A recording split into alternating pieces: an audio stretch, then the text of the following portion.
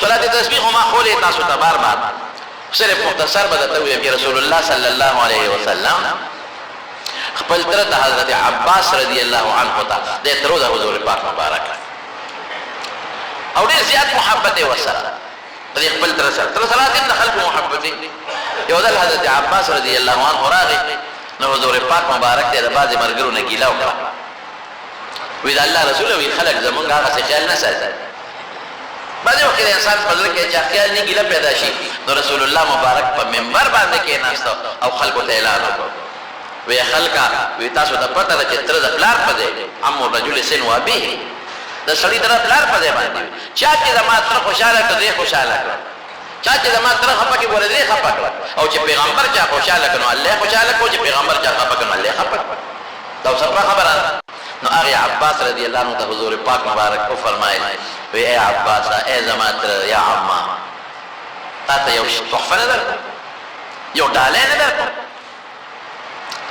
یو بهترین شی درته نه ښیم داسې شی درته وښیم چې که ستا ګناهونه د دریاب د زب عمرې الله به راته معاف کړي او ستا واړه او لوی او ستا پټ او ښکاره او زاړه او نوې ټول به درته خدای معاف کړي ورته یې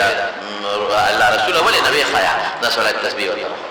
نو بیا ورته حضور پاک مبارک فرمایل وی که روزانه کولی شي نو روزانه که روزانه نشي کولی هفته کې یو ځل که هفته کې یو ځل نشي کولی میاشت کې یو ځل که میاشت کې نشي کولی نو کال کې یو ځل او که کال کې نشي کولی په عمر کې په یو ځل نو زمونږ رمضان کې تخصیص نشته په حدیثو کې خو مونږ رمضان کې خلکو ته ځکه ښایو چې په رمضان کې د صلات تسبیح وکړو دا بری ثواب شو لکه د رمضان نه بغیر چې او یا کرته کړي دا ګورې په صحیح حدیث ثابت دی دیکھئے یو حدیث نه دا حدیث ناقدین او جارحین دا اغوینا دا روایت ثابت دی چې دی روایت کمزور دي نو بعض خلک په غیر دونه کوي نه نه نه مضبوط روایت دی په ډیرو سندونو باندې دا منقول دی رسول الله صلی الله علیه وسلم او تعامل د امت په هغه وخت نو پورې شروع دوه طریقې دي ترمذی شریف کې یو طریقه وایي هغه دا ده چې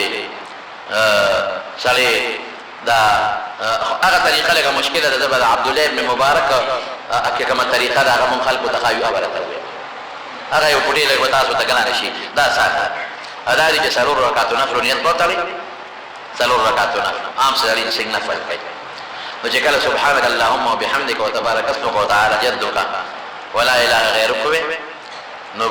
پینزل لسکره تبا سبحان الله والحمد لله ولا اله الا الله والله اکبر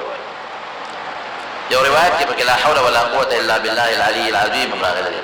الا بالله لیکن په اکثر روایتو کې دا نشته نو که یو ځل دې پکې وي حق دې ونه وینم پروا نشته سبحان الله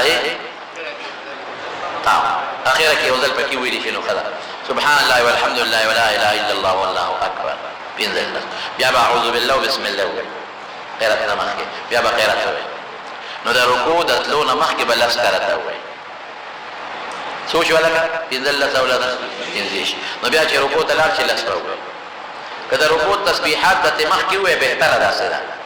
کله قوم نه د رکوع تسبیحات د لارې په حسابي خو خیر د رکوع تسبیحات د مخکې وایا نو نزل به وي سوچ